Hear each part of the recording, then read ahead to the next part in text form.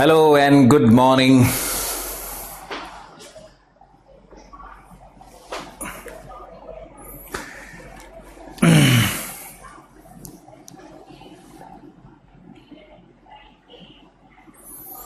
Hindi medium के student हैं, English medium में क्लास करना चाहते हैं लेकिन इंग्लिश अच्छी नहीं है।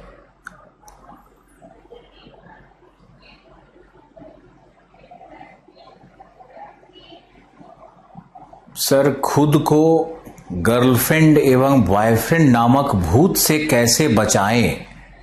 हनुमान चालीसा पढ़ो वत्स, हनुमान जी का भक्त बन जाओ। क्या क्या प्रश्न पूछते हो यार तुम लोग। वैसे तो अच्छा है, मेरे लिए तो अच्छा है, मेंटल हेल्थ के लिए अच्छा है। बहुत सीरियस हो जाओगे ना पढ़ाई को लेके, बहुत सीरियस, तो दो रास्ता है। ए, बहुत कम समय में पढ़ाई छोड़ दोगे, फिर पढ़ाई में मन नहीं लगेगा, अपने ऊपर प्रेशर क्रिएट करोगे, नहीं होगा। बी, डिप्रेशन में चले जाओगे, क्योंकि बहुत इंटेंस पढ़ने और 16-16 घंटा सालों सालों भर पढ़ने से बिना मुस्कुराए बिना हंसे बोले तो कोई रास्ता डिप्रेशन ही आना है। इसलिए अच्छा है कि ऐसे ऐसे सवाल पूछते रहो। Today is my first class, welcome, स्वागत है आपका।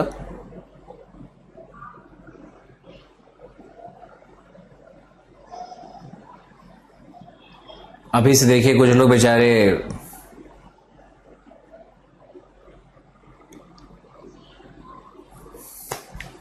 बहुत बहुत धन्यवाद, ऑप्शनल में आप आए।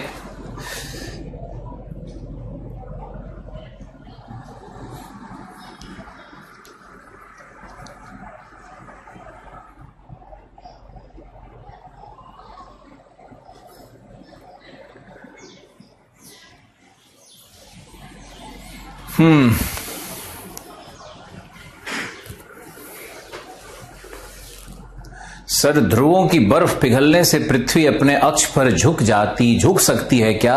हे भगवान, हे प्रभु, इतना बर्फ है।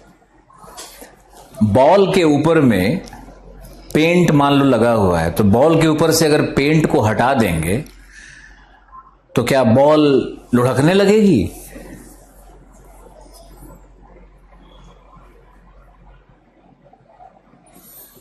अब एक बेचारे भाई साहब बेचैन हैं कि पेपर 4 और आईआर का क्लास कब करवाएंगे, पीटी के बाद या पहले? भाई साहब, भगवान आपको सद्बुद्धि दे। हमारी क्लासेस धुआंधार चल रही हैं आपके साथ, 4-4 टीचर लगे हुए हैं, हिस्ट्री, ज्योग्राफी, पीटी वाला पॉलिटी, और भी एक क्लास चल रहा है, एनवायरमेंट। मतलब तुम्हारी ये हालत है कि आज खाने को पूरे प्लेट में छोले भटूरे, राजमा चावल, रसमलाई, मुर्ग मसल्लम सब भरा हुआ है। बेचारे कल की चिंता में मरे जा रहे हैं। प्रणाम करते हैं आपको। इस तरह के प्रश्न न पूछिए, नहीं तो हमसे कोई बढ़िया संज्ञा सर्वनाम निकल जाएगा। नंबर तो हमने 5 लोगों का ब्लॉक करवा ही दिया है, 2, 4, 10, 20 और लोग ब्लॉक होते रहेंगे। इसलिए कोई भी गलत प्रश्न न पूछा जाए। आप अभी आनंद लीजिए। मूर्खाधीश,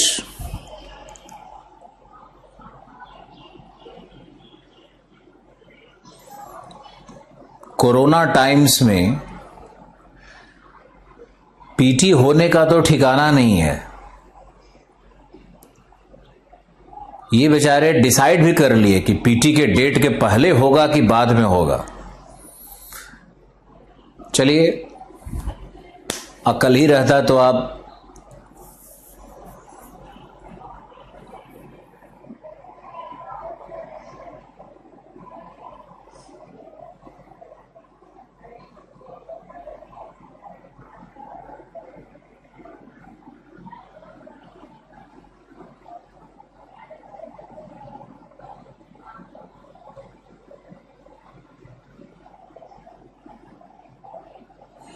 एक लिख रहा है सर बहुत अच्छा मौसम हुआ है, धन्यवाद। ऐसी ऐसी अच्छी अच्छी चीजों को लिखो।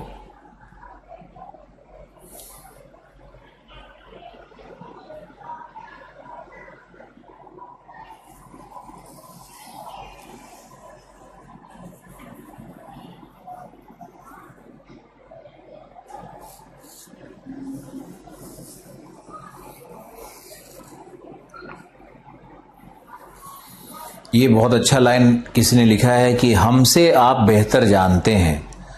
तो जब ये भरोसा है तो आराम से पढ़ते रहो, पूछो मत।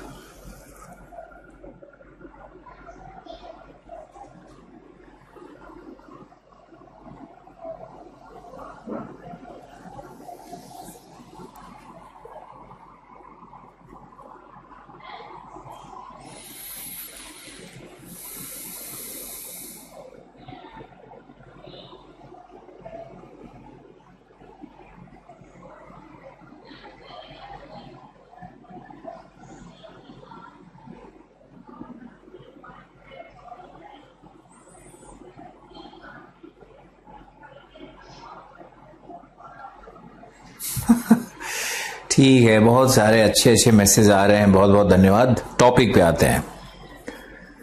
लेकिन हमारा आई प्रोटेक्टर कहाँ गया? एक सेकंड रुको, आंखों की रक्षा की जाए।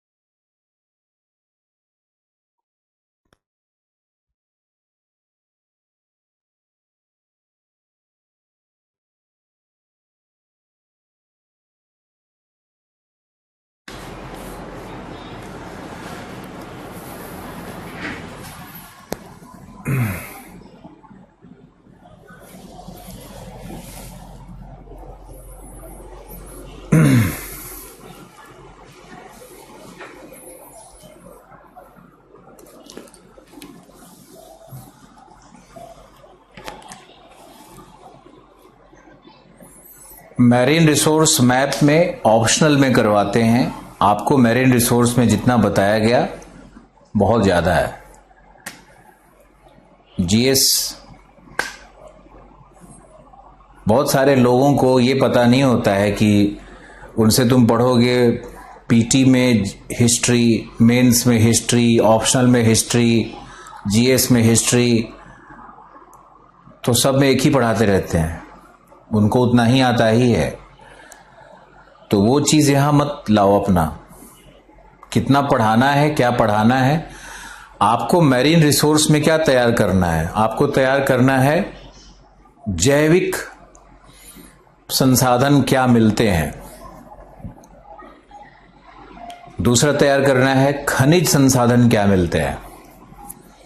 तीसरा नवीकरणीय ऊर्जा के स्रोत क्या हैं, और उसमें मैंने जो बताया ओटेक क्या है, ओडब्ल्यूसी क्या है, ये दो, या टाइडल वाला भी ठीक है, लेकिन ओडब्ल्यूसी और ओटेक, इस दो को बहुत गहराई से पढ़ करके तैयार करना है।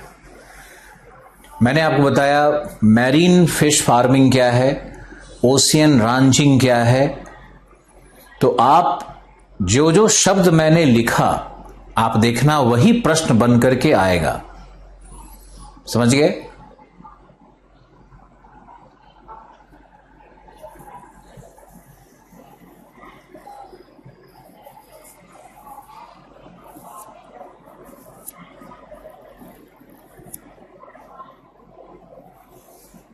बंगाल में प्रेसिडेंट रूल लग सकता है। बंगाल में अगर मेरे आईएएस आईपीएस स्टूडेंट्स के हवाले से बताया जाए तो 100 से अधिक हत्याएं हो गई है बीजेपी मेंबर्स की, या बीजेपी के नाम पे जिसकी भी हो जाए। जो सक्रिय कार्यकर्ता थे उस क्षेत्र के, उनको मारने का कार्य चल रहा है। पहले ये लेफ्ट करता था काम, वही काम बंगाल के कल्चर में ये है। और मीडिया तो 20 तक दिखा रही है कि 20 लोगों को मारा गया है, लेकिन इस तरह का जो राइटिंग है उस कंडीशन में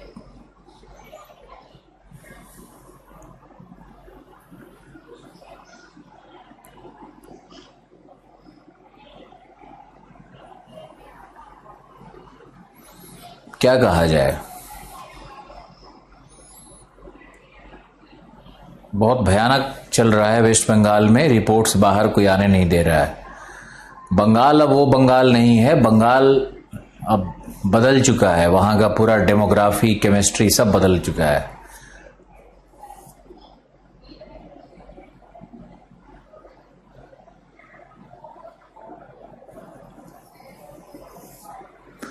चलो कि आज से शुरू करते हैं क्लाइमेटोलॉजी।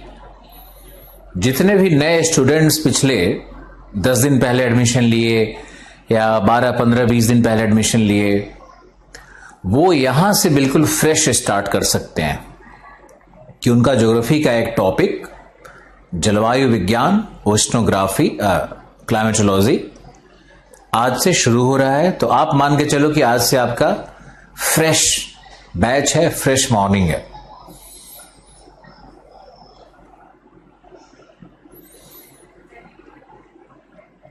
जैसे कि हम हर क्लास में बोलते रहते हैं, एक बार फिर आपसे बोल देते हैं, हिंदी माध्यम से आईएएस तभी बन पाओगे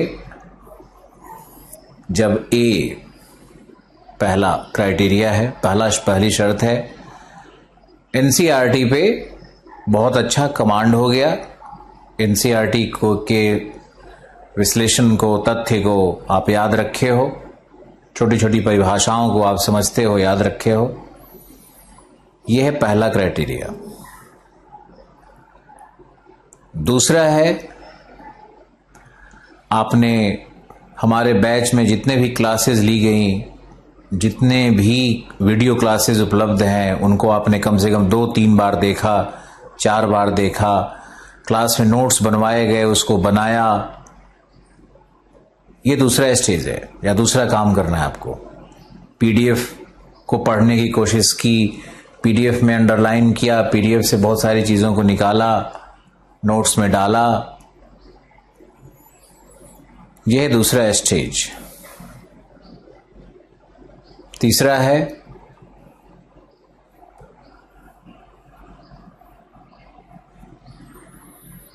है जब कुछ मानक पुस्तकों को हम आपको बताएंगे, तो मानक पुस्तकों को खरीदना है, 6-7 पुस्तकों को, और उसमें से कुछ कुछ चैप्टर्स, पेजेस को पढ़ना है। ये हुआ तीसरा स्टेज। चौथा है कि आप लोग पिछले 10 वर्ष में जितने भी मेंस में, पीटी नहीं, मेंस में जो प्रश्न पूछे गए आईएएस में, उनका विश्लेषण करना है, उनको सॉल्व नहीं करना है। अगर आईएएस के क्वेश्चन को सॉल्व करने जाओगे तो फंस जाओगे। उसका विश्लेषण करना है, डिस्कशन करना है, सोचना है कि इसको कैसे लिखेंगे, क्या क्या लिखेंगे। उसमें पॉइंट फॉर्म में लिखने की कोशिश करो, उत्तर लेखन का कोशिश नहीं करना है। तब अगला स्टेज आएगा जब आप सारे स्टेट सर्विसेज के प्रश्न को उठाओगे। 4 हिंदी, 5 हिंदी स्टेट्स जो भी हैं, उनके सारे प्रश्नों को उठाओगे, जीएस वाले, और फिर जीएस वाले सारे प्रश्नों को आंसर लिखने का कोशिश करोगे। पॉइंट नहीं लिखोगे, आंसर लिखोगे। अब दोबारा आईएएस वाले क्वेश्चंस पे लिखने का कोशिश करोगे। और करंट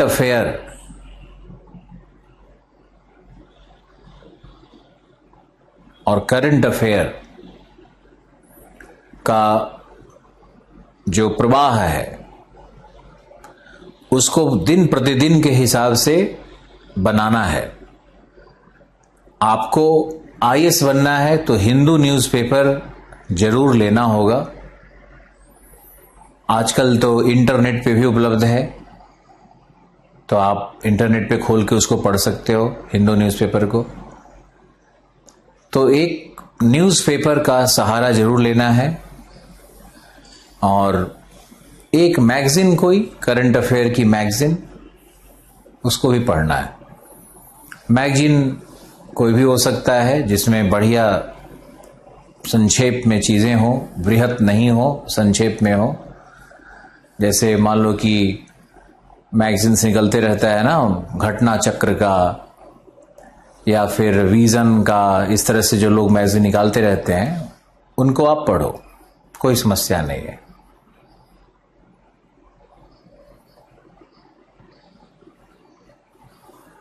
चलिए अब हम लोग लिखते हैं जलवायु विज्ञान।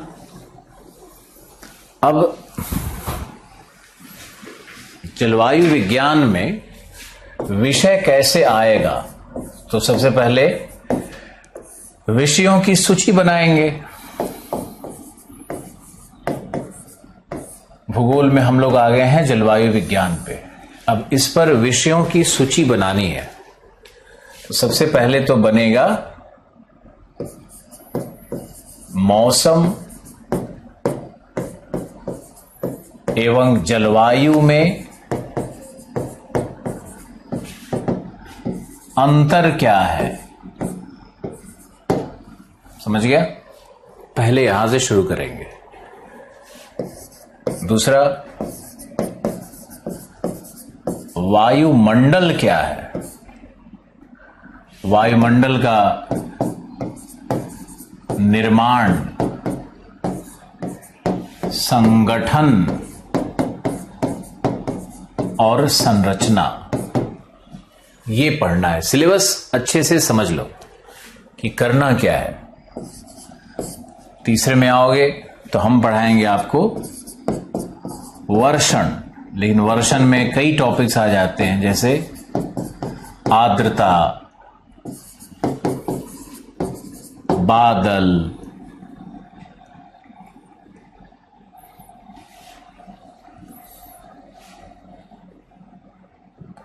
संघनन, संघनन के रूप, फिर वर्षण के प्रकार,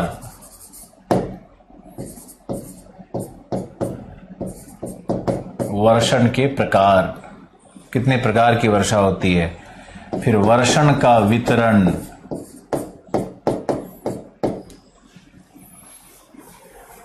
वर्षण की क्रियाविधि, वर्षण पे सिद्धांत भी है, तो वर्षण के सिद्धांत को भी लिख लो, पढ़ा ही देंगे, थोड़ा सा पढ़ा देंगे उसको। इसके बाद आइए तो आएगा वायु दाब या वायु दाब पेटियां एवं पवन तंत्र। इसके बाद आएगा जेट धारा। जेट धारा भी आपको पढ़ना है, आजकल बहुत इंपॉर्टेंट हो गया है। एंड पोलर वोर्टेक्स का कॉन्सेप्ट यहीं पर हम आपको समझाएंगे। फिर है छठा,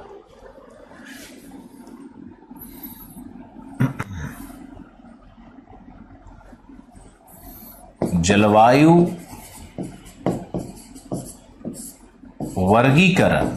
चूंकि नई एनसीईआरटी में दिया हुआ है, तो ये कोपेन पे आधारित एक वर्गीकरण आपको हम समझाएंगे। तो जलवायु वर्गीकरण और विश्व के जलवायु प्रदेश,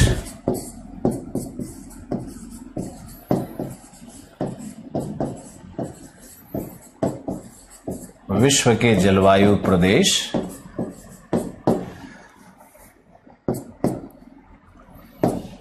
ऑब्लिक, यहीं पे आप बायोम के विषय में भी थोड़ा बहुत जानकारी ले सकते हो हमसे। वैसे पर्यावरण वाले विषय में बायोम बढ़ चढ़कर आएगा। तो विश्व के जलवायु प्रदेश,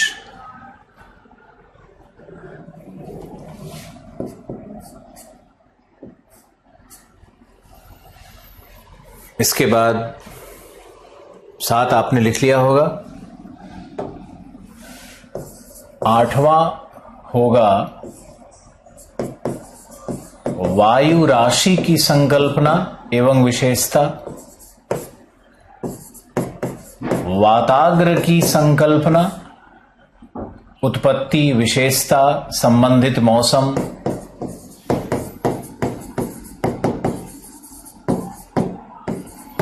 जो बोल रहे हैं उसको लिखने की कोशिश करिए। वाताग्र की उत्पत्ति, विशेषता, प्रकार, संबंधित मौसम,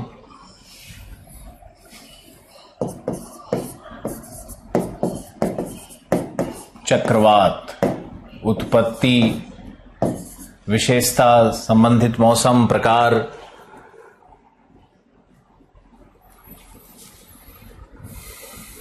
फिर चक्रवात का वर्गीकरण होगा, ट्रॉपिकल, टेम्परेट, विषय बढ़ता चला जाएगा।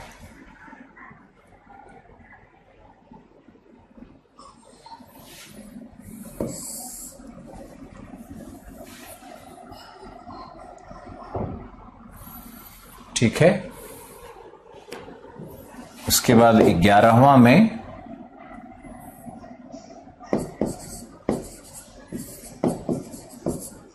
जलवायु परिवर्तन एवं ग्लोबल वार्मिंग।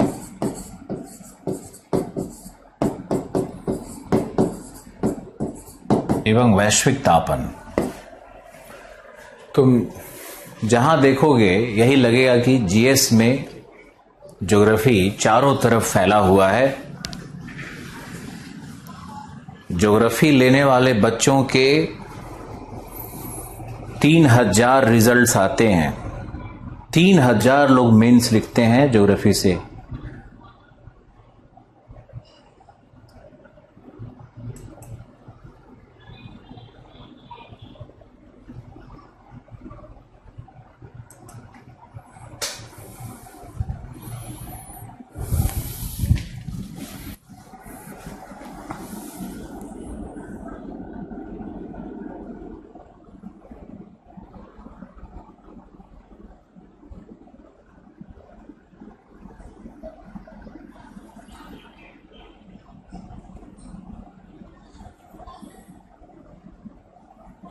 सौम्या, हम आपकी बात बिल्कुल देख रहे हैं, पढ़ रहे हैं।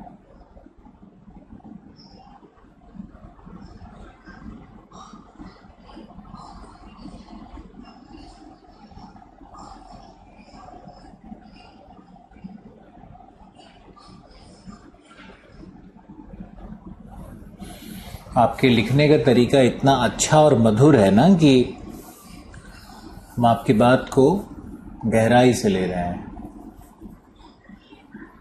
लेकिन ऐसा 2-3 लोगों ने लिखा और उनके समर्थक लोगों की इतनी बड़ी संख्या है कि मैं क्या बताऊं आपका। तो आप जो भी वहां से प्राप्त कर रहे हो आप प्राप्त करते रहो और कुछ जो कमियां हैं उसकी भरपाई करेंगे।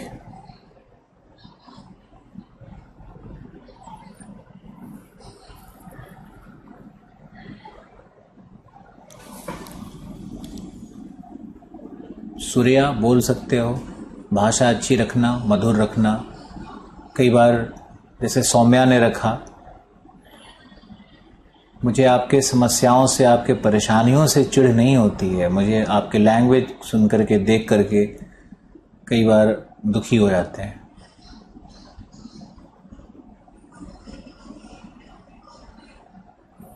सूर्या, हम पढ़ रहे हैं तुम्हारी कमेंट। डाउट क्लास, राजवर्धन जी, हर टीचर से डिमांड कर लो ना, डाउट क्लास रख लिया जाएगा। रजनीश जी क्लास ले रहे हैं हिस्ट्री में, तुमसे डाउट क्लास करवा लो।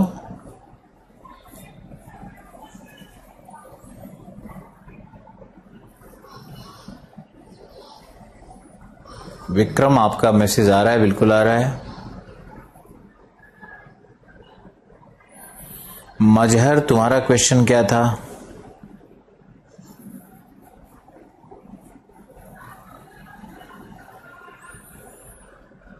अरे श्याम जी, अल नीनो ला नीना के पीछे क्यों पड़े हुए हो?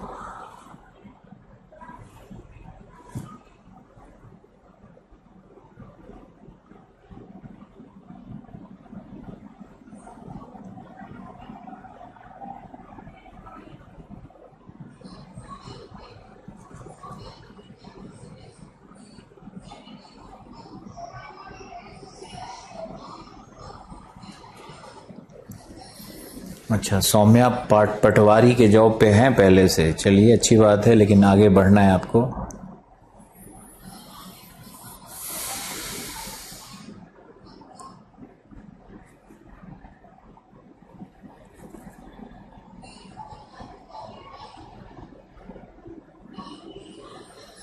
ठीक है, हम टीचर्स को बोलते हैं प्रियंका कि डाउट क्लास किया जाए।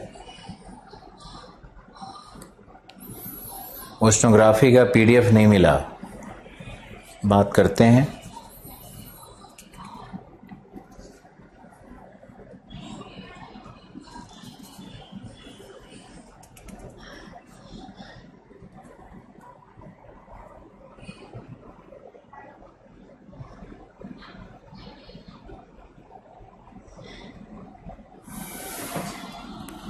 आपके पेरेंट्स को भी बहुत बहुत प्रणाम। सूर्या,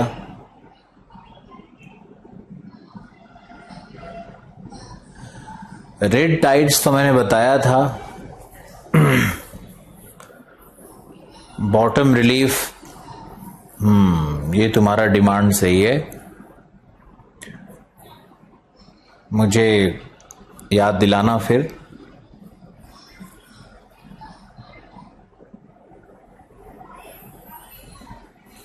पूरा ऑफिस बंद हो गया है पिछले 20-25 दिन से, कोई भी राइटिंग का काम नहीं चल पा रहा है। पीडीएफ कहाँ से ला करके दे दें? खोपड़ी में इतना अक्ल होना चाहिए ना कि क्लास, या तो हम पूरा का पूरा सारा बैच बंद कर दें। जो मिल रहा है उससे आत्मा में सुख नहीं है।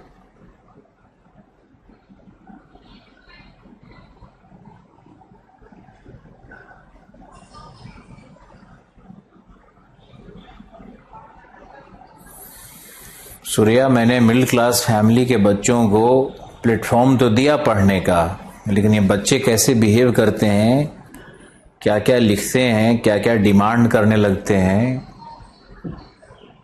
और करियर विल वाला जो वहाँ इंक्वायरी ऑफिस है, वहाँ तो क्या क्या नहीं लिख के भेज रहे हैं लोग।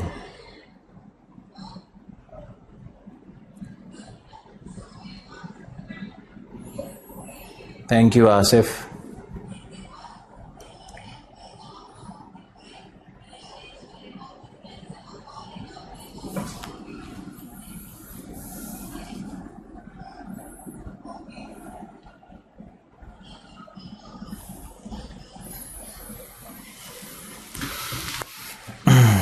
सी लेवल चेंज वैश्विक तापन में आ जाएगा किसी न किसी रूप में। चलो फर्स्ट पेज में आओ। मौसम एवं जलवायु में अंतर।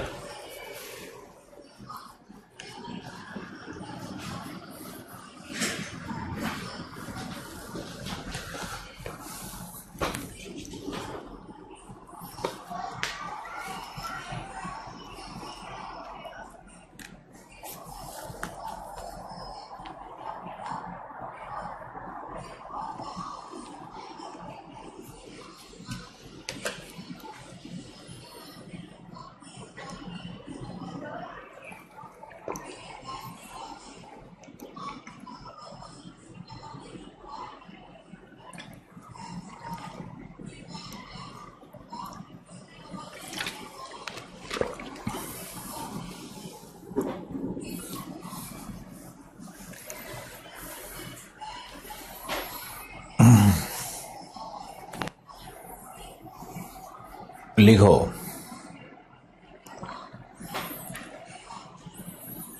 मौसम एवं जलवायु में अंतर क्या है? तो लिखना जरूरी है, लिखिए। लिखिए, जलवायु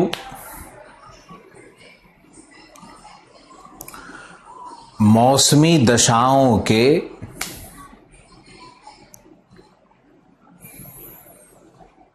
बत्तीस वर्षों के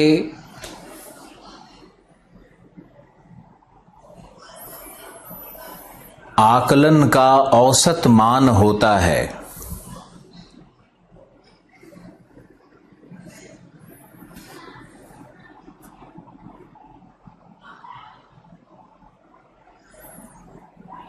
औसत मान होता है।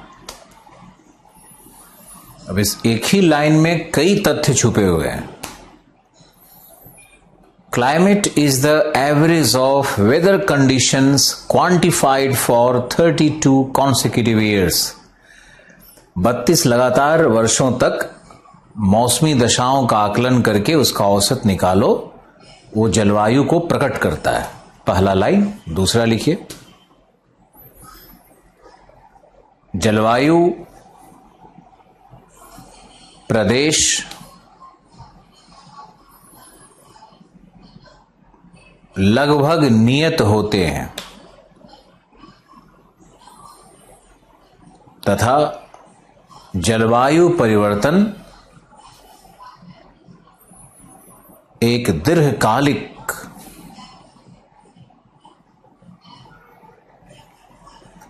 दीर्घकालिक परिघटना है।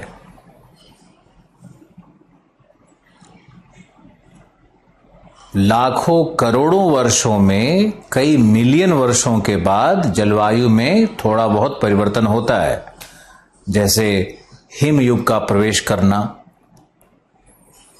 गर्म युग का प्रवेश करना,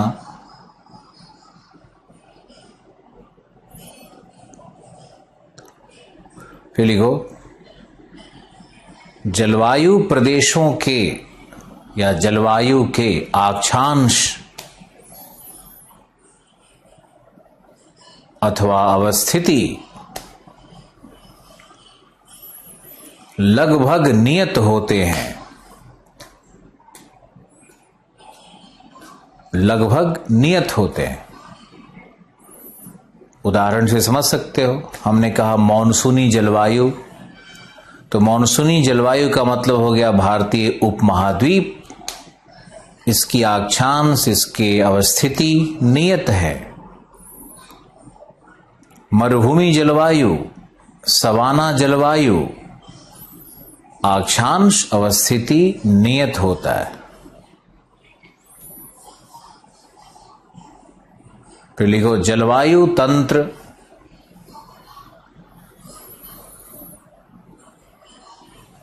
वैश्विक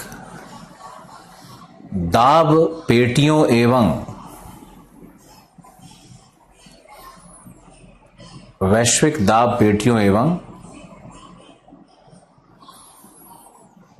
पवन तंत्र से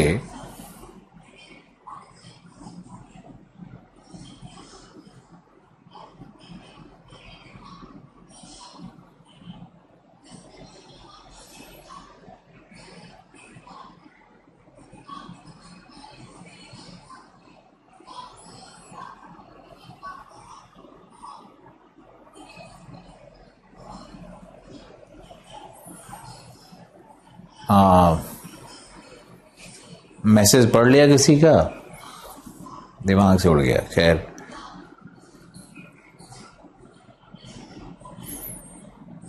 मैसेज में लिख रहा है कि सर मैंने लेट ज्वाइन किया, क्या पहले से आपने कुछ लिखवाया है?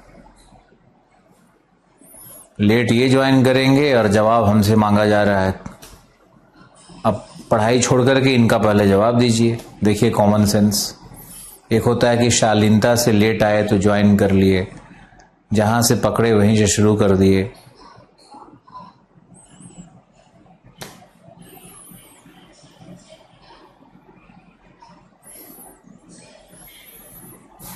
क्या लिखवाया?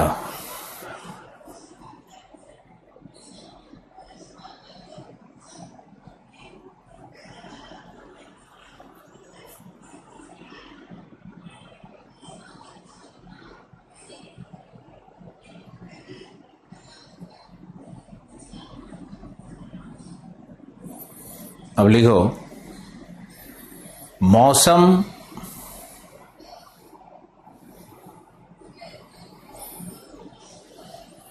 घंटे प्रति घंटे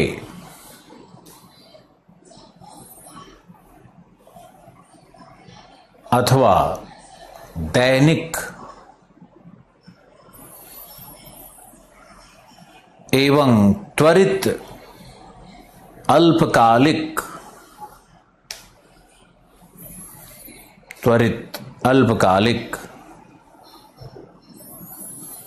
परिवर्तनशीलता का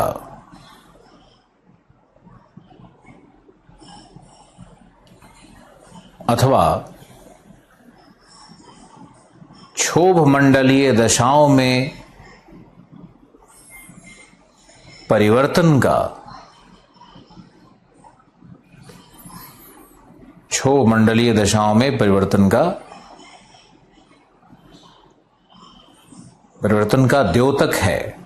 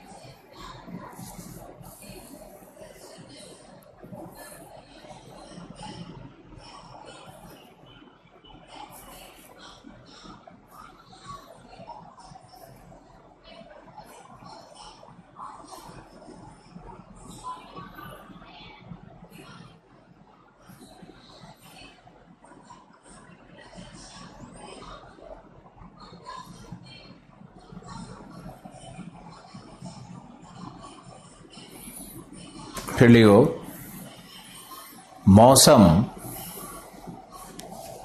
जलवायु का एक तत्व है।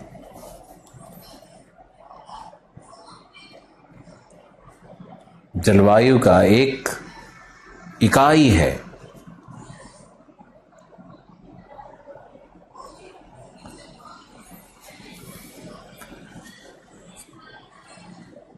मौसम के अंतर्गत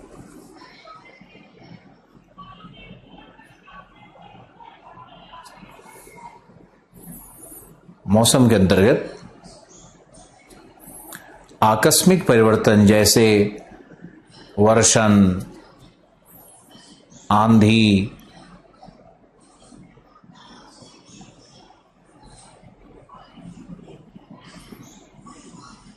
मेघाच्छादन,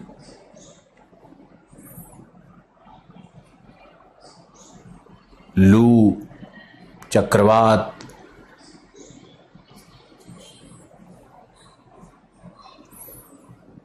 जैसी परिघटनाएं सम्मिलित होती हैं।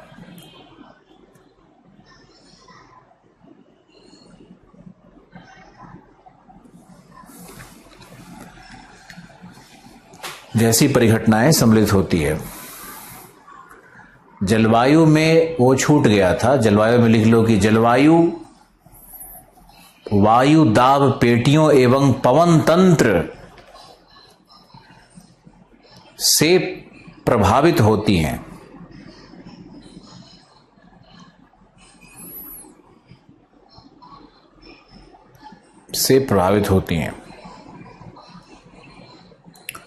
मौसम में लिखो मौसम वैश्विक अथवा प्रादेशिक परिघटना न होकर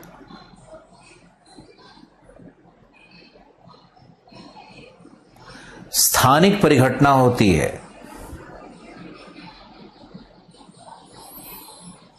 तथा मौसम में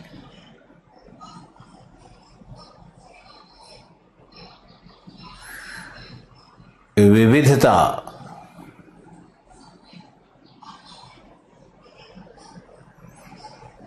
परिवर्तनशीलता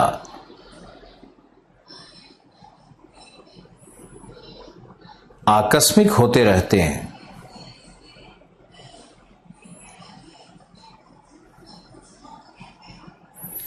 मौसम अस्थिर होता है।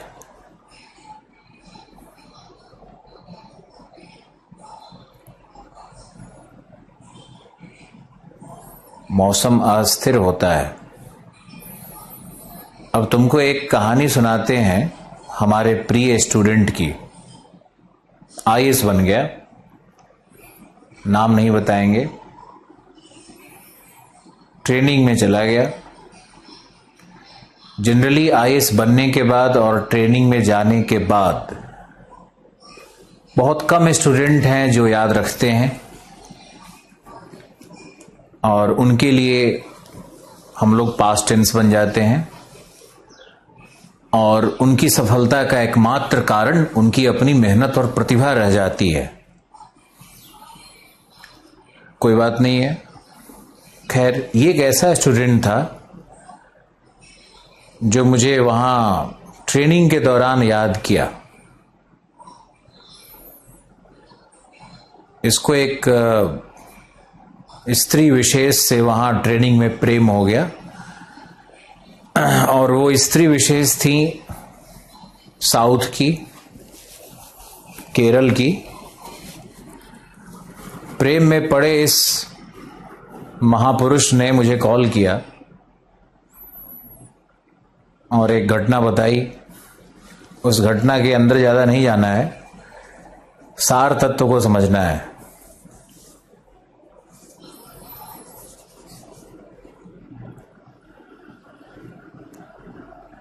क्या हुआ था कि ट्रेनिंग चल रही थी मसूरी में, तो ये बेचारा अंग्रेजी बोलने की कोशिश किया और बोला कि the weather condition of Mussoorie is salubrious. रट के बोला, देख के बोला, तैयार करके जाता था, अपना 10 लाइन 20 लाइन तैयार करता था, फिर बोलता था। प्यार की भाषा तो वैसे आंख से ही हो जाती है, ठीक ठाक कम्युनिकेशन ही बहुत है।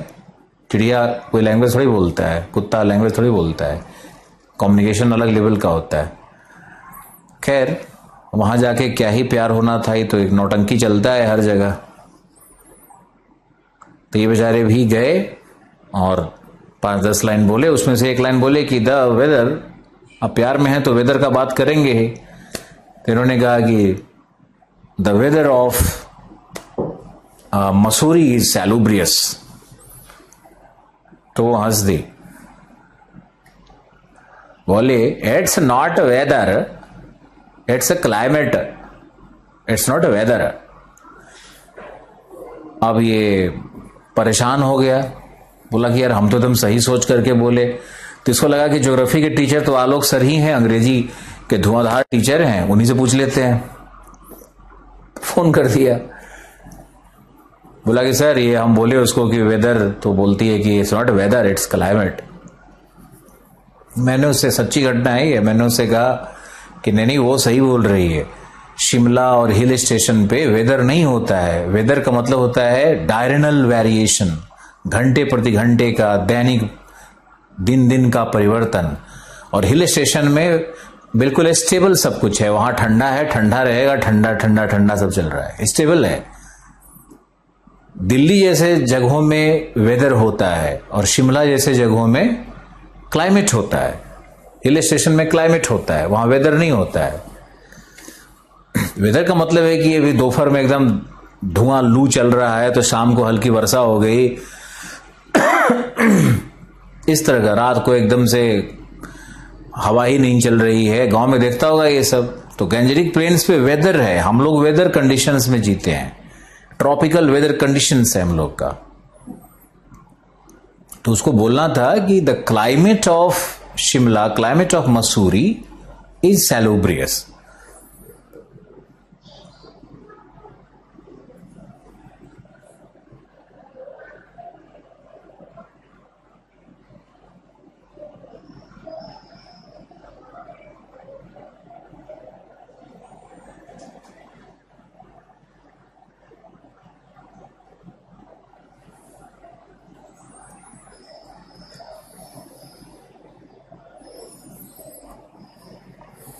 ये घटना मुझे अभी भी याद है।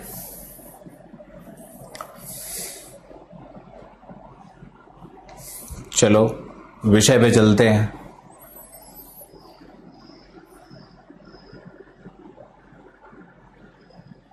अब देखो, एक बेचारे इंसान दिल जले लिख रहे हैं कि सर, जिसने इस दुनिया में प्यार किया वह डूब गया। अभी हाल ही में बिल गेट्स का तलाक हो गया। मिस्टर दिल जले, मैं आपको एक बात बता दूं कि बहुत लोग इन्फैचुएशन को प्यार मानते हैं, बहुत लोग अट्रैक्शन को प्यार मानते हैं, बहुत लोग क्रश आता है किसी के ऊपर में उसको प्यार मान लेते हैं, कुछ लोग किसी को एडमायर करता है तो उसको प्यार का संज्ञा देने लगते हैं, कुछ लोग भौतिक आकर्षण में जाते हैं, बायोलॉजिकल रिलेशनशिप में जाते हैं, उसको प्यार मान लेते हैं। प्यार इन सब चीजों से बहुत अलग चीज है और उस पर हम किसी दिन लेक्चर देंगे। आज मूड नहीं है मेरा, आज ज्योग्राफी पढ़ाने दो। वैसे ही बहके हुए आदमी है, क्यों बहकाते रहते हो?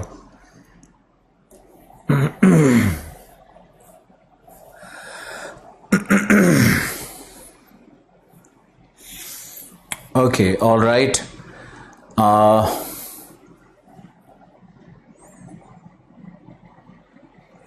बिल गेट्स का तुमने जिक्र कर दिया तो मुझे 2 लाइन बताना पड़ेगा।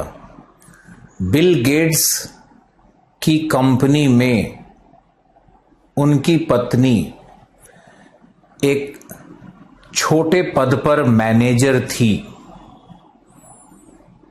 बिल गेट्स एक पार्टी में उस मैनेजर को देखे और बिल गेट्स उसके शालीनता पे मुग्ध हो गए। फिर बिल गेट्स ने उसके साथ 6-7 साल डेटिंग किया, फिर शादी कर ली। बिल गेट्स ने अपना फाउंडेशन बना करके सारा पैसा उसमें डाल दिया, बच्चों के लिए कुछ लगभग 70 हजार करोड़ रुपया या कोई ऐसे कुछ पैसा छोड़ दिया है और बाकी पैसे को फाउंडेशन में डाल दिया है। फाउंडेशन में दोनों काम करते रहेंगे, दोनों का कारोबार वैसे ही चलता रहेगा। मैडम अफ्रीका में ज्यादातर रहती थी, बिल गेट्स साहब यहां रहते थे, तो उनके बीच में पिछले 10 साल में वैसे भी जिंदगी कुछ खास चलती नहीं थी। 8 साल से कुछ खास चल नहीं। दोनों डिसाइड किया कि हम लोग अब अलग ही हो जाते हैं। अलग होने से ये तो फ्रीडम है ना कि मैडम किसी और के साथ भी रह सकती हैं, बिल गेट्स किसी और के साथ रह सकता है। तो ये जो डिवोर्स होता है वेस्टर्न वर्ल्ड में, इसको इतना इमोशनली नहीं देखना चाहिए जितना हम भारतीय देखने लगते हैं। हम लोग अपने मैरिज को एब्सोल्यूट ट्रुथ मानते हैं कि बस अब यही, भले उससे लड़ते लड़ते, उससे शिकायत होते होते पूरी जिंदगी डिप्रेशन में कट जाए, उसके साथ जीने का मन न करे फिर भी जिए, उसके साथ खाने का मन न करे फिर भी खाए, उसकी कोई आदत पसंद नहीं है, उसके लूर लक्षण पसंद नहीं है, उसमें 1000 कमियां हो, जी नहीं पा रहे लेकिन जीना है। ये भारतीय मॉडल है। मरिए लेकिन जीते रहिए साथ में, एक दूसरे को काटते रहिए लेकिन रहिए साथ में, एक ही पिंजड़े में। तो विदेश में थोड़ा फ्रीडम है। वहां लोग समझते हैं कि अब मुझे इस व्यक्ति के साथ कोई लाइफ का एक्साइटमेंट फील नहीं हो रहा है, हम लोग दोनों ही रास्ता अलग अलग करना चाहते हैं, तो दोनों अलग हो जाते हैं। ना कोई रोना पीटना झगड़ा कुछ नहीं होता है। अभी तो एक और दुनिया का सबसे रिचेस्ट व्यक्ति भी अलग हो गया। दुनिया का सबसे रिचेस्ट व्यक्ति कौन है?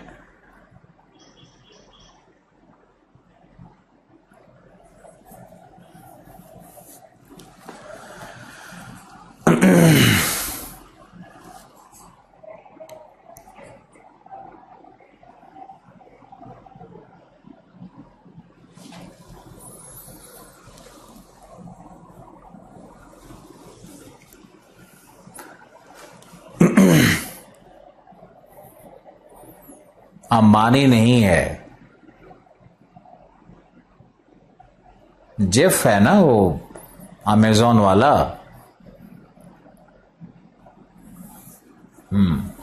उसके विषय में मैंने बात की। तो देखो, बहुत पैसा होने से ही ऐसा कुछ नहीं होता है कि रिलेशनशिप चलता है। अब जो एक सिंपल प्रोडक्शन मैनेजर में एक मामूली सैलरी पे औरत थी, वो बिल गेट्स से शादी करके कितने $1 बिलियन की मालकिन बन गई। वैसे ही अमेजन वाले को देखो, कितने बिलियन डॉलर की मालकिन बन गई। वैसे ही प्रिंसेस डायना का भी हिस्ट्री देखो, कहां से उठ करके कहां बन गई। तो कई बार जब आपको मालूम है कि अब इतने हजारों लाखों करोड़ के मालिक बन गए हो, तो अब आपकी अपनी व्यक्तिगत स्वतंत्रता भी आप खोजने लगते हो। मुझे नहीं लगता है कि बिल गेट्स इस मामले में डिवोर्स मांगा होगा, बिल्कुल नहीं, मुझे ऐसा नहीं लगता है।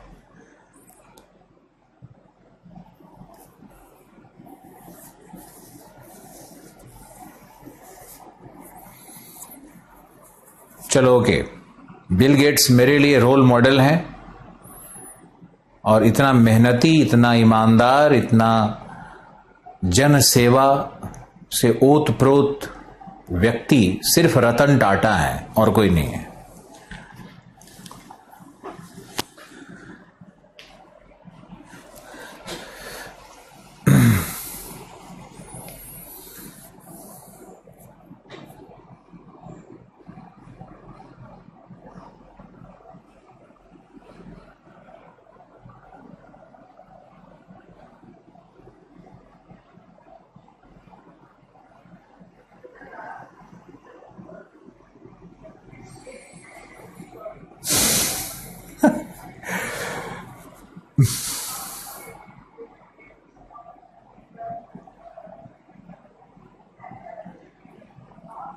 चलो ओके, लीव ऑल दिस।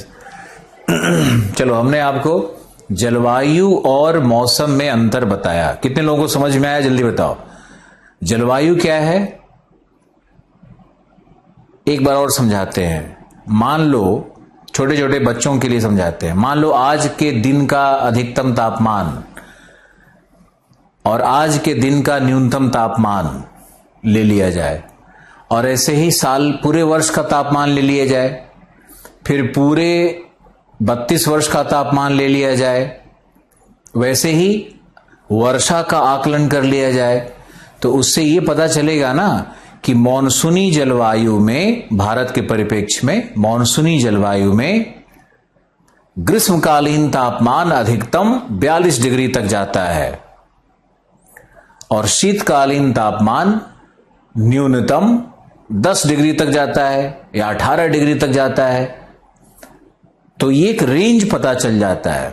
वर्षा देखा जाएगा कि तो वर्षा, औसतन वर्षा 32 वर्षों में औसतन वर्षा 100 से 125 सेंटीमीटर तक प्राप्त होती है। तो हम लोग लिखने लगते हैं कि मॉनसूनी जलवायु की विशेषताएं, और उन विशेषताओं में क्या लिखेंगे कि तापमान 18 से 42, 18 हो गया शीतकालीन, 42 हो गया ग्रीष्मकालीन। समझ गया? फिर लिखा जाएगा कि वर्षन 100 से 125 सेंटीमीटर। तो वर्षन तापमान दोनों का इस तरह से विवरण किया जाता है।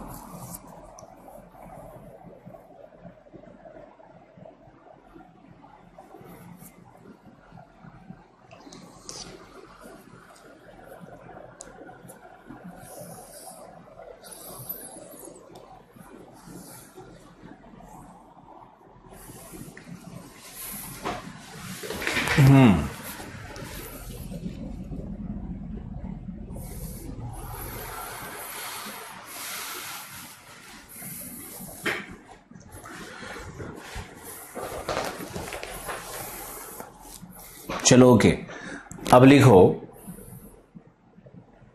वायुमंडल क्या है। छोटे छोटे डेफिनेशंस हैं, इसको लिखते चलना है। वायुमंडल क्या है, तो पहले लिखो वायु क्या है। लिखिए, गैसों के मिश्रण को वायु कहते हैं। गैसों के मिश्रण को वायु कहते हैं।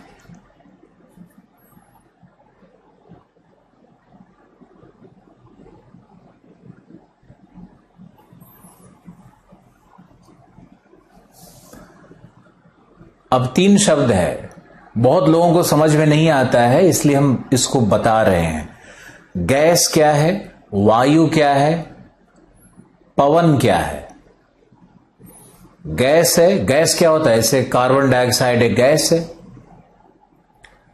ऑक्सीजन एक गैस है, नाइट्रोजन एक गैस है।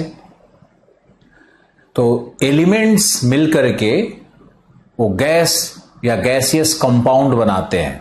जैसे CO2 गैसियस कंपाउंड है, कार्बन भी है, ऑक्सीजन भी है, दो मॉलिक्यूल, छोड़ो इतना डिटेल केमिस्ट्री में नहीं जाते हैं। तो एक गैसियस कंपाउंड है तो इसको गैस कहते हैं। कार्बन डाइऑक्साइड एक गैस है, जलवाष्प एक गैस है। वैसे ही वायु क्या है? जब कई गैसों का मिश्रण हो गया, अब मान लो कि जलवाष्प है H2O plus CO2 plus methane plus ethane plus benzene plus krypton plus neon, जितना गैस है, plus nitrogen plus oxygen plus carbon dioxide plus carbon monoxide, ये सब जब मिला देंगे तो क्या बन गया? वायु। अब जब वायु का क्षैतिज संचरण होगा तो उसको कहेंगे पवन। सुना? वायु जब क्षैतिज चलने लगे तो कहेंगे पवन, और वायु जब लंबवत चलने लगे तो उसको कहेंगे करंट, एयर करंट। कितना शब्द हो गया? गैस, वायु, पवन, एयर करंट। चारों के अर्थ को कितने लोगों ने समझ लिया?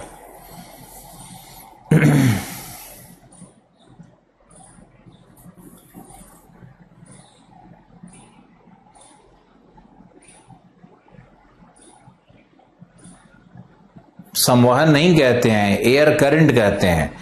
संवहन तो वो क्रिया है, संवहन तो मैकेनिज्म है, क्रियाविधि है, प्रोसेस है।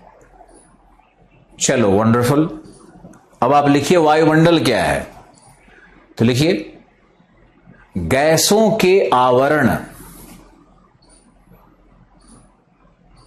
गैसों के आवरण, विभिन्न गैसों के आवरण।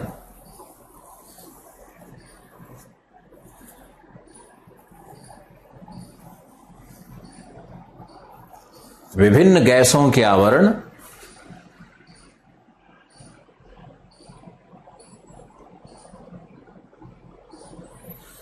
जो पृथ्वी की गुरुत्वाकर्षण से आबद्ध है, पृथ्वी की गुरुत्वाकर्षण से आबद्ध है, बंधा हुआ है।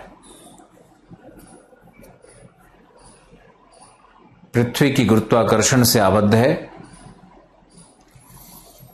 उसे वायुमंडल कहते हैं। कितना सिंपल सिंपल सब है, उसे वायुमंडल कहते हैं। पढ़ो ऐसे कि एकदम कॉन्सेप्ट क्लियर होता चला जाए, फिर इसके बाद तुम एनसीईआरटी पढ़ोगे, कुछ भी पढ़ोगे, सब तुम्हारे लिए सरल होगा। लिखो वायुमंडल की ऊंचाई 3200 किलोमीटर तक है। हम लोग अगर मैग्नेटोस्फेयर को नहीं लेंगे तो 3200। कुछ विद्वान, कुछ ज्यादा ही विद्वान हैं तो भैया वो मैग्नेटोस्फेयर को भी ले लेते हैं अपने वायुमंडल के अंदर में, तो फिर थोड़ा इसका ऊंचाई बहुत बढ़ जाएगा जैसे इंटरनेट पे आपको मिलेगा। लेकिन जो गैसीय आवरण है वो 3200 किलोमीटर का है, क्योंकि पृथ्वी का गुरुत्वाकर्षण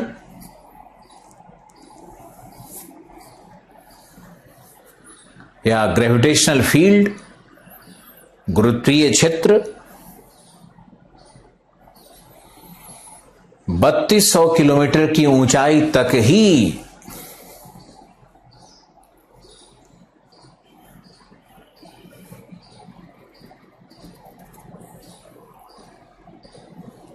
3200 किलोमीटर की ऊंचाई तक ही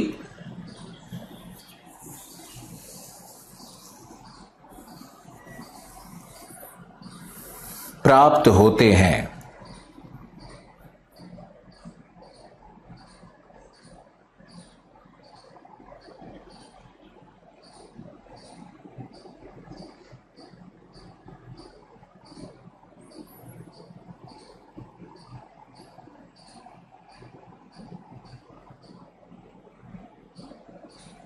ओके, तो ये था हमारा वायुमंडल।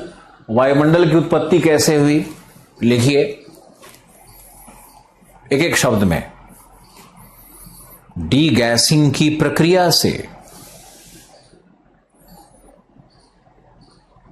D guessing, DEGASING, D guessing की प्रक्रिया से, जिसका अर्थ है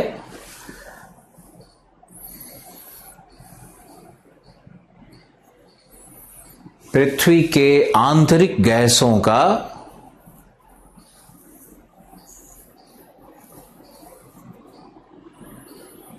निस्सरण, बाहर निकलना।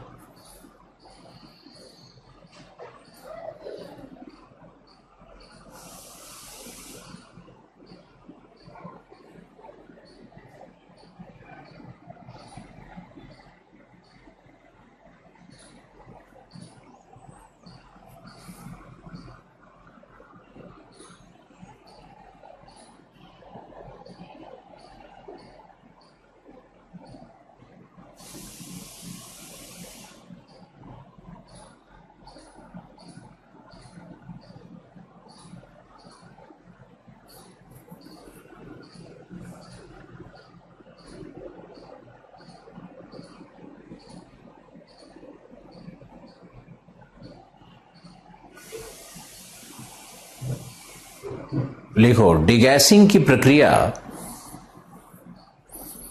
प्रथम क्रस्ट के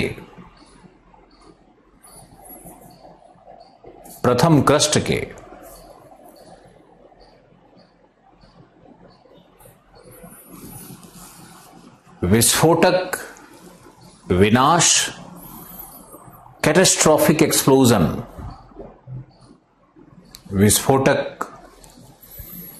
विनाश एवं ज्वालामुखीय परिघटनाओं के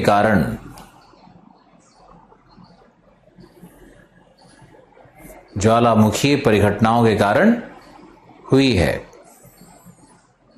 लिखो, प्रथम वायुमंडल हाइड्रोजन एवं हीलियम का था, क्योंकि सबसे हल्की गैसेज होती हैं।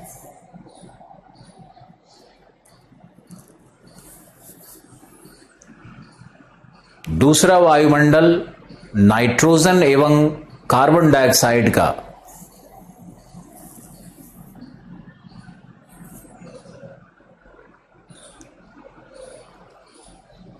वर्तमान वायुमंडल में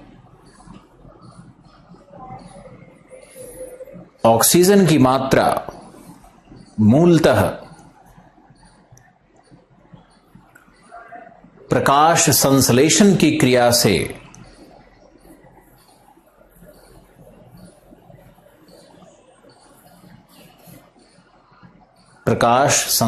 की क्रिया से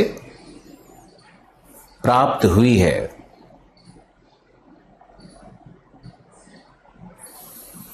प्रथम ऑक्सीजन O18 था। आइसोटोप समझते हो? ऑक्सीजन का एक ही रूप तो नहीं है ना, सर, कई अपरूप होते हैं। तो प्रथम ऑक्सीजन O18 था। वर्तमान में O16।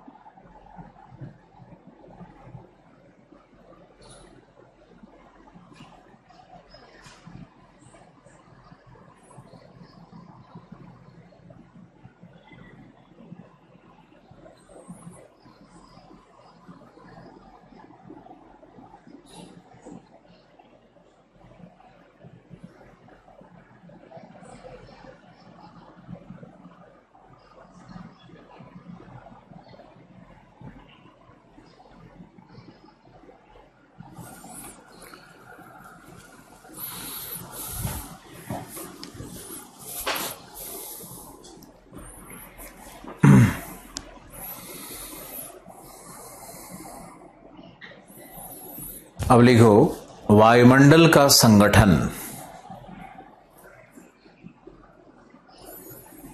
वायुमंडल का संगठन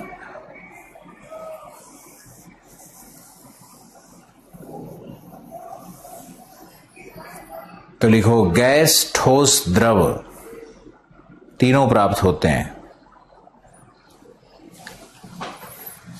गैस, ठोस और द्रव।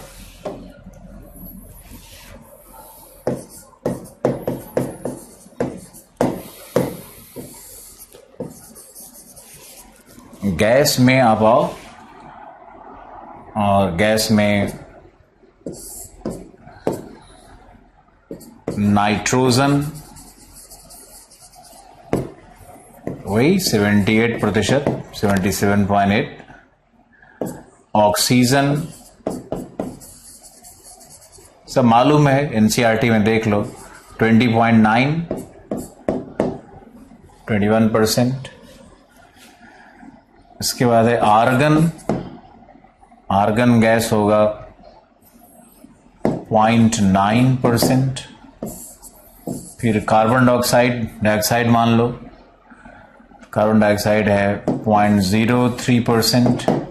और ग्लोबल वार्मिंग में इसमें वृद्धि हो गई है, तो ये 0.09% तक भी मिल रहा है। ग्लोबल वार्मिंग से वृद्धि हो गई है। CO2 हो गया। फिर आप सब लिख लो, मीथेन,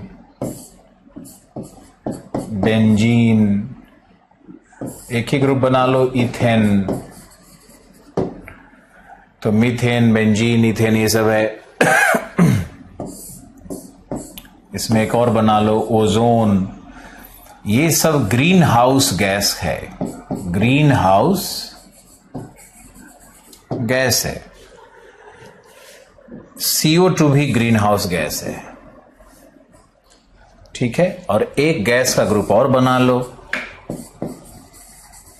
क्रिप्टॉन, नियॉन,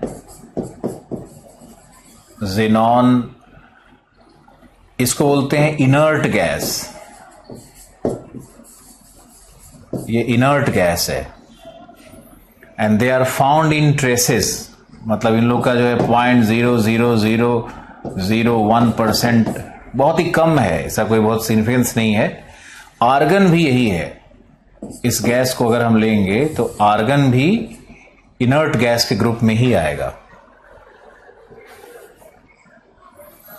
तो गैसों का एक लिस्ट बना लो। नाइट्रोजन क्या है?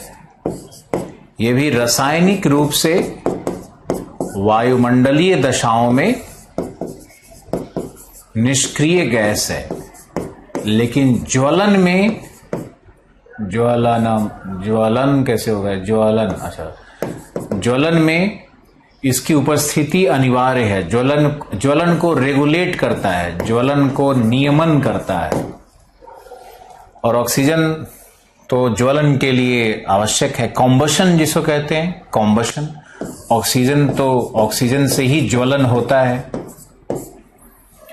और CO2 तो ज्वलन का उत्पाद्य है, ज्वलन का उत्पाद्य है। सबका कुछ कुछ विशेषता आपको जानना चाहिए। ये सब जो होता है नियॉन गैस, आपके ट्यूबलाइट में, आपके बल्ब में नियॉन और आर्गन सब रहता है। इनर्ट गैस को ट्यूबलाइट में। तो एक ये लिस्ट बनाइए।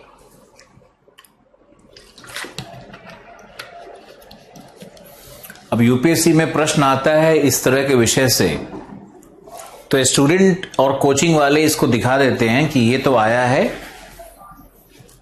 केमिस्ट्री से, साइंस से आ गया है।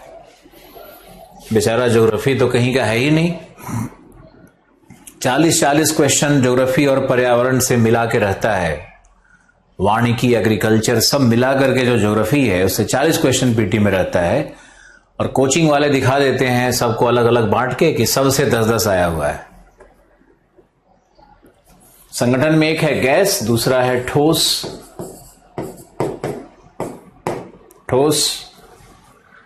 ठोस में जो आजकल बहुत चर्चाएं चल रही है, aerosol, pollens, carbon suits, Hindi बताते हैं, एरोसोल का हिंदी पता नहीं। पॉलिन्स मतलब पराग कण, पराग कण। सूट्स मतलब काजल कण, काजल कण। काजल से मुझे कोई याद आ गया,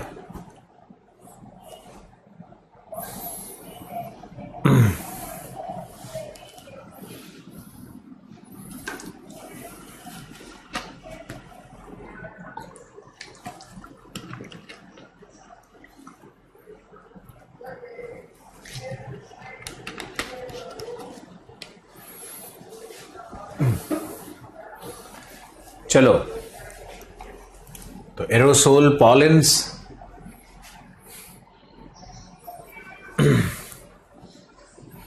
ये ठोस होता है, ये 11 माइक्रोन से साइज कम होता है, इसीलिए वायु में तैरते रहता है। काजोल, अजय देवगन की मूवी। हाँ, वो एक अजय देवगन की मूवी थी ना, एक स्टूडेंट थी, अजय देवगन बेचारा प्रोफेसर बन के आया वहां पे, उसको परेशान कर करके। वो वाली मूवी, कौन वाली मूवी?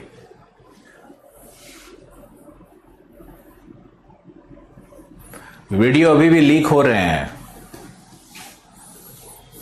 मेरा काम नहीं है, लीक हो रहे हैं तो क्या करें। लेकिन याद रखो, जो भी मैंने ज्योग्राफी ऑप्शनल में मालूम क्या हो रहा है। ज्योग्राफी ऑप्शनल में एक स्टूडेंट लेता है, लैपटॉप पे और प्रोजेक्टर पे चला देता है, 10-10 बैठ करके देखते रहता है।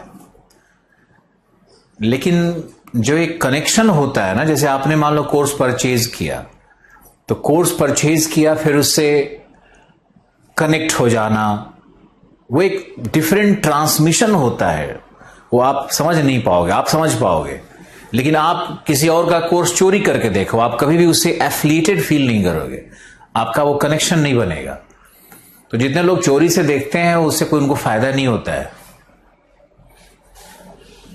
कुछ सीख नहीं पाते हैं, उनकी आस्था नहीं होती है, डिवोशन नहीं होती है। श्रद्धावानम लभते ज्ञानम, शास्त्र कह गए। तो ये तुम्हारा, इसमें आप लिख लो कि 11 माइक्रोन से कम भार होता है, इसलिए वायु में निलंबित रहते हैं। तो एक हो गया गैस, दूसरा हो गया, एक हो गया गैस, दूसरा हो गया तुम्हारा ठोस, अब तीसरा क्या होगा? जल। प्लाज्मा का तो पता नहीं, प्लाज्मा में कुछ बैक्टीरिया रहता है, वायरस रहता है प्लाज्मा फॉर्म में। लेकिन जल, जल में बहुत ही माइक्रोस्कोपिक, जैसे हिमकण, इसमें आइस पेलेट्स होते हैं, हिमकण, कुछ हिमकण के फॉर्म में मिलता है, जो पिघल जाता है तो ड्रॉपलेट्स रहता है। तो वाटर ड्रॉपलेट्स, जल कण, जल बूंद, इस तरह से कुछ रहता है वायुमंडल में। आर्द्रता, आर्द्रता के रूप में जल रहता है वहां पे। अब इन सभी गैसों में जो सबसे महत्वपूर्ण गैस है वो है वाटर वेपर। इसके लिए आप अलग से लिखिए जलवाष्प,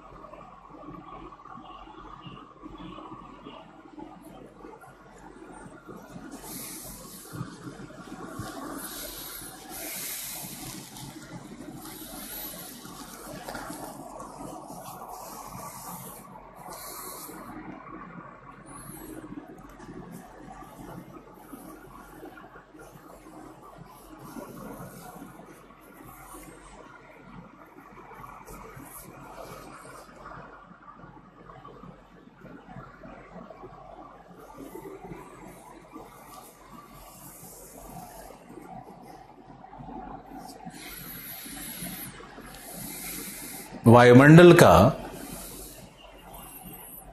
एकमात्र परिवर्तनशील गैस है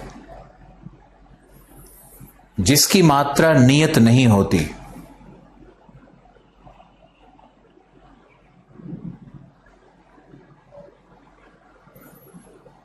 जिसकी मात्रा नियत नहीं होती।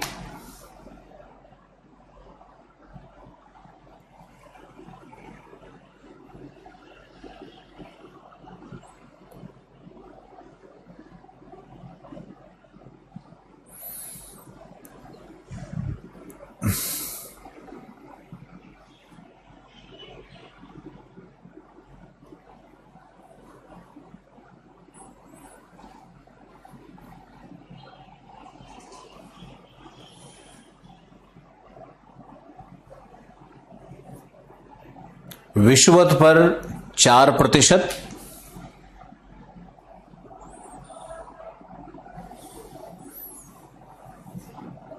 मध्य अक्षांशों पर 2 से 3%,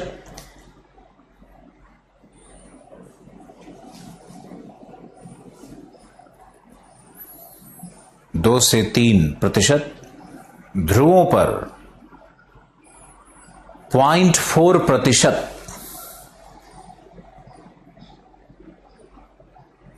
देखो, अर्थात गर्म वायु में जलवाष्प की मात्रा अधिक संभावित होती है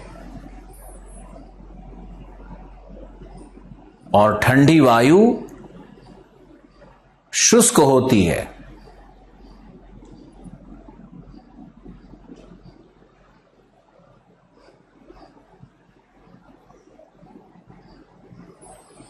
ठंडी वायु शुष्क होती है। ये लाइन अगर याद रह गया तो क्लाइमेटोलॉजी का बहुत बड़ा पार्ट समझ में आएगा। वायु अगर ठंडी है तो उसमें जलवाष्प नहीं है, अत्यंत कम है, और उस वायु को हम शुष्क वायु कहेंगे। और गर्म वायु में संभावना होती है अधिक जलवाष्प की। बताओ, शीतकाल में ज्यादा जलवाष्प होगा या ग्रीष्म काल में?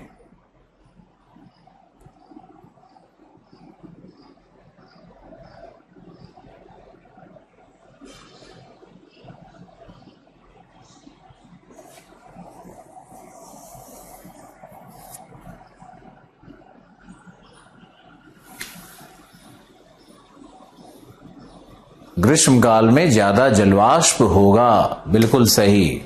देखते हो गांव में भी लू चलता है, लू लगता है कि बाप रे बाप एकदम सूखी हवा है, प्राण निकल गया हमारा, गला सूख गया हमारा। लेकिन लू चलते चलते अचानक 2 दिन लू चलेगा, तीसरे दिन वर्षा, आंधी।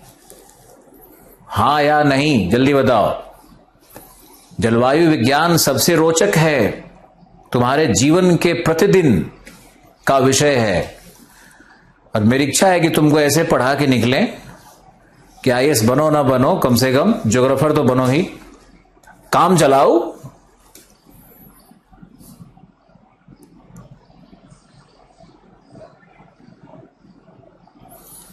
तो जब भी आने वाली है गर्मी, जब भी लगे कि भैया अब तो पूरा एकदम तप रहा है गांव, आग लगा है चोला में, ऐसा लगे कि एकदम झुलस गए, तो समझ लो कि कुछ ही दिन में ऊपर से जल गिरने वाला है।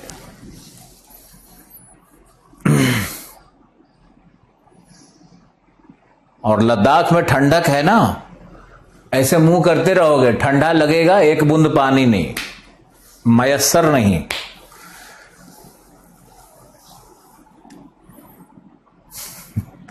ये जो चोला शब्द है ना, इसका प्रयोग हमारी नानी करती थी, आग लगे चोला में। तो मुझे याद हो गया, बचपन में कुछ दिन 3-4 साल मैंने गांव में बिताए,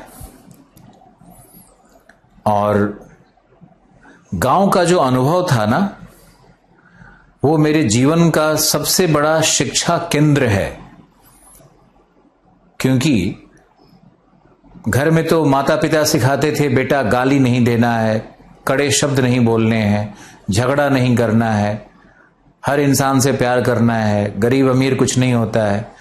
अब गांव में जैसे ही चौखट से बाहर निकलें तो गांव का एक से एक बदमाश लड़का, हमारे उम्र से 3 साल ऊपर भी और 1-2 साल नीचे वाला भी, पूरा गैंग घूमता था। अब इस गैंग में बच्चा थे ही तो हम भी सम्मिलित होते थे। सम्मिलित हुए तो पहले दिन तो किसी ने पटक दिया, मुझे मारा।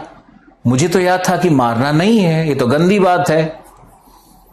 दूसरे दिन हमारे आंख में धूल डाल दिया, तीसरे दिन धक्का दे दिया।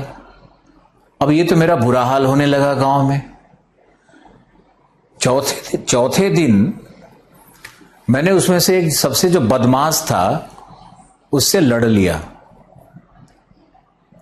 और मैंने उसको दांत काट लिया। कट। और दांत ऐसी जगह काटा जहां मुझे नहीं काटना चाहिए था, और जहां पे काटा वहां पर बिल्कुल एक छापा पड़ गया। और वो दिखाए भी तो किसको दिखाए, बस वो रोना शुरू किया बहुत तेज आवाज में। इतना मुझे आज भी याद है। उम्र हमारी ज्यादा नहीं थी, होगी 4 साल 5 साल की, और क्या 3-4 साल की उम्र होगी हमारी, 4 साल। मैंने दांत काटने का रिजल्ट ये था कि जो लड़के थे वहां पे बाकी लोग हमसे डरने लगे कि ये मारता भी है। तब मैंने सोचा कि यार मारना तो बड़ा परम धर्म है। अगर अन्याय के खिलाफ हाथ नहीं उठाओगे, शस्त्र नहीं उठाओगे तो अर्जुन हार जाओगे। तो गीता का उपदेश तो मुझे उस गांव में मिला। फिर तो मैंने टीम बनाई और टीम बना करके गांव के दूसरे टोले पे अटैक भी करते थे। दूसरे टोले में मंदिर था, मंदिर के पास पत्थर पड़ा हुआ था, गिट्टी। तो गिट्टी उठा के लाना एक बहुत बड़ा टास्क था। तो गैंग बना के जाते थे, उसी गिट्टी से मारपीट भी होता था और बाजीराव की तरह युद्ध जीत करके वापस आते थे। घर में किसी को पता ही नहीं चलने देते थे। बाद में तो ये मेरा हाल हो गया कि कोई छोटा भाई को मार दे तो हम घात लगाए रहते थे कि इसका बदला मुझे लेना है। अब एक बार मेरे छोटा भाई था, उसके आंख में कोई पत्थर मार दिया। अब हम घात लगाए घूमते रहे कि बदला लेना है। तो जैसे ही मैंने देखा कि वो, उसका भी बड़ा बड़ा भाई था, जैसे ही मैंने देखा कि वो अकेले पड़ गया, बस पटक के उसको धून दिया, पटक के खूब मारा भर पेट। तब आत्मा को शांति मिली। एक बार तो बड़े भाई को किसी ने मार दिया, मैंने देख लिया, और बड़ा भाई को जो मारा था उनसे ही बड़ा था। तो हमने क्या किया है कि छत पे जाकर के एक बड़ा सा ईंट उस आदमी पे गिरा दिया। तो बदला लेने का भावना और रेजिस्टेंस वहीं से उत्पन्न हो गया। यंग मैन वहीं से जन्म ले लिया। उसका परिणाम यह था कि फिर हम कहीं भी गए, कहीं भी पढ़े, कोई भी गुंडा मिला, बदमाश मिला। मुझे तो हिंदू कॉलेज की घटना भी याद आती है। मेरे हिंदू कॉलेज के बहुत सारे प्यारे दोस्तों को याद भी होगा कि हम आगे बेंच पे बैठे हुए थे, सेकेंड ईयर में थे, और हमारे पीछे सीनियर्स, वो भी पूरा भयानक गैंग, जो दादा थे हॉस्टल के। प्रताप सिंह था मेस में, वो रोटी लेकर के, रोटी की कमी हो रही थी, तो रोटी लेकर के दादाओं के पास जाने लगा। हमने कहा कि मैंने पहले मांगा है हमको तो उसने बोला नहीं, वहीं जा रहा था वो। मैंने उसको खींचा, रोटी भी उससे ले ली, उसको धक्का भी दिया, थप्पड़ भी मार दिया मैंने तेज। बोला कि रोटी पहले यहां दोगे क्योंकि मैंने पहले मांगा। ये घटना हमारे हिंदू कॉलेज में सबको मालूम है। ऐसी कई घटनाएं घटी जीवन में। अब पीछे दादा लोग बैठे हैं तो बैठे हैं, उनसे भय नहीं था मुझे किसी से। तो ये जो निर्भीक व्यक्ति पैदा लिया है ना, ये उसी गांव के कल्चर से पैदा लिया, और बहुत बहुत जरूरी था, बहुत जरूरी था ये। एक बार सांप भगवान को बोला कि दुनिया में मुझे लोग घृणा करते हैं। अब कहानी निकल ही गई है तो थोड़ा और बता ही देते हैं। तो सांप को भगवान ने कहा कि देखो, मैंने विष कुछ सोच करके तुमको दिया है, नियति और भाग्य को तुम नहीं जानते हो। तुमसे मुझे कुछ उद्देश्य होगा, प्रोविडेंशियल डिजाइन होगा तुमसे, इसलिए तुमको विष दिया है, तुम्हारी रक्षा के लिए दिया है, तुम्हारे प्रोलिफरेशन के लिए दिया है, तुम आगे बढ़ो, तुम्हारा भी वंश चले, इसलिए दिया है। बोला विष वंश चलने के लिए कैसे दिया है? भगवान से बोला कि नहीं, मुझे लोग घृणा करते हैं, मेरा विष ले लो वापस। शॉर्ट कर देते हैं कहानी को। भगवान ने कहा ठीक है, कहते हो तो हम वापस विष ले लेते हैं। सांप का जहर वापस ले लिया। अब तो सांप को कोई भी जाए, हवा में घुमाए, पटक दे। बेचारा सांप लथपथ परेशान। बोला कि भगवान वापस विष दे दो। विष वापस मांगा। तो मेरा तो ये मानना है कि अगर आपके अंदर में थोड़ा सा विष अपने रक्षा प्रतिरक्षा के लिए ना हो तो फिर दुनिया तो आपको पटक ही देगी। यहां तो हर व्यक्ति अपने स्वार्थ में ही कार्य कर रहा है और आपको सिर्फ भौतिक क्षति नहीं, आपको मानसिक क्षति भी दे सकती है, आपको शारीरिक क्षति दे सकती है, आपको आर्थिक क्षति दे सकती है। तो आपको तो थोड़ा सा विष पाल के रखना होगा अगर इस डार्विन की दुनिया में अगर आपको जीना है तो हम तो बहुत गर्व से कहते हैं कि हमारा बचपन गांव में बीता और गांव में हमने 3-4 साल जो व्यतीत किए, हमारे वहां के दोस्तों ने जो मुझे सिखाया, वो जो रेजिस्टेंस मुझे सिखाया, वो बहुत जरूरी है जिंदगी में और मेरे बड़े काम आया। मुझे तो बहुत काम आया।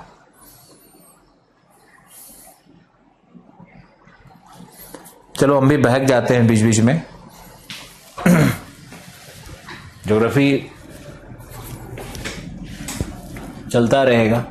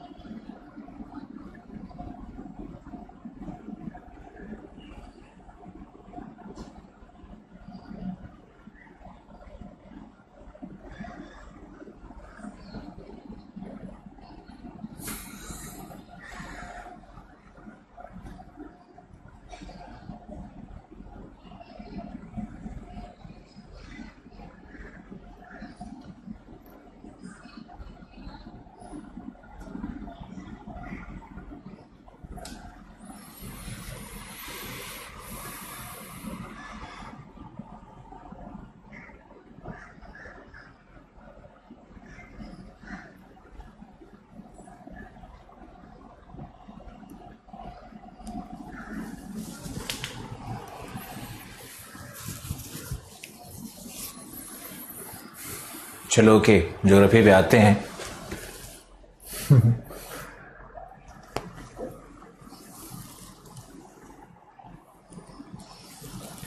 तो लिखो वाटर वेपर, मैंने लिखवा दिया वाटर वेपर के विषय में। अब लिख लो वाटर वेपर जलवाष्प कार्बन डाइऑक्साइड से भी अधिक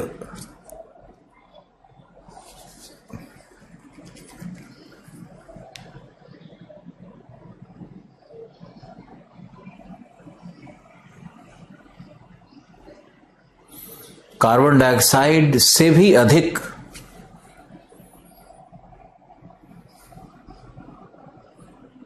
प्रभावी ग्रीन हाउस है, ग्रीन हाउस गैस है।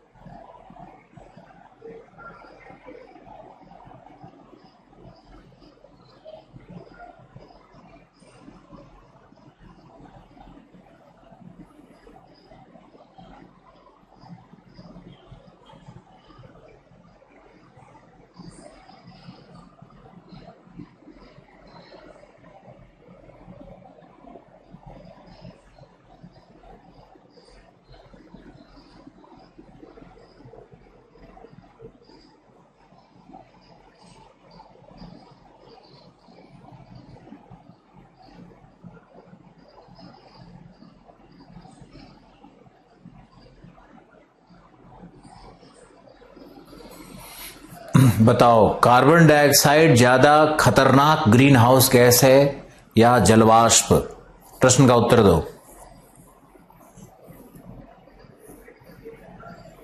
क्योंकि हमारे हर लाइन में पीटी का एक क्वेश्चन फंसा हुआ है। ट्यूबलाइट में कौन सा गैस होता है ऐसे लेकर के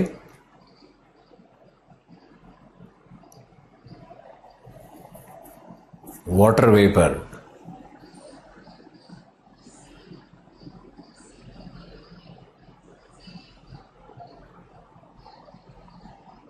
वाटर वेपर बिल्कुल सही उत्तर है, धन्यवाद। अब लिखो, जलवाष्प रहित गैस को, जलवाष्प रहित वायु को, लिखिए लिखिए, जलवाष्प रहित वायु को शुष्क वायु कहते हैं तथा शुष्क वायु में सभी गैसों की आनुपातिक मात्रा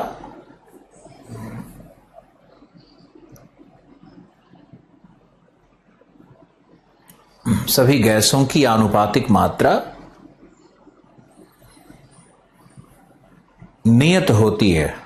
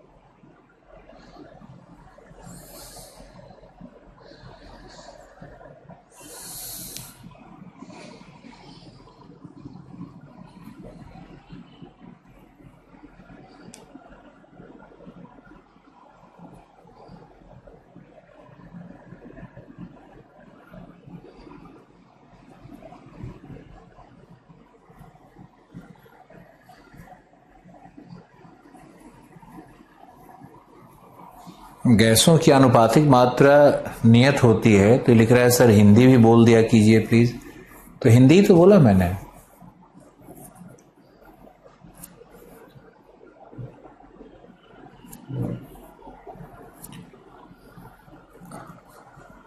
लिखो, इसे नियत अनुपात का नियम कहते हैं।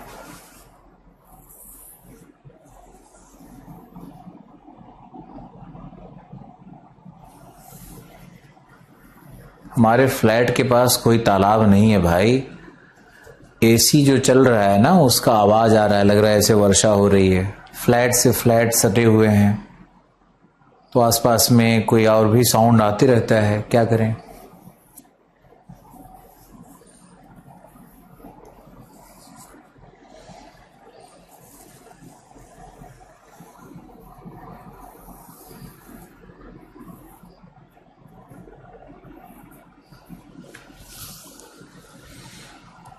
हिस्ट्री क्लास 130 से ही है क्या?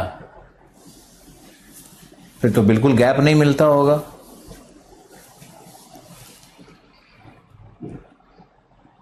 चलो फिर तो हम अपना क्लास रोकते हैं, कल से आपका हिस्ट्री क्लास थोड़ा सा शिफ्ट करवाते हैं। मुझे तो ध्यान नहीं था कि बिल्कुल गैप ही नहीं मिल पा रहा है आपका। ठीक है, तो कल मिलते हैं। Bye bye, take care, love you all.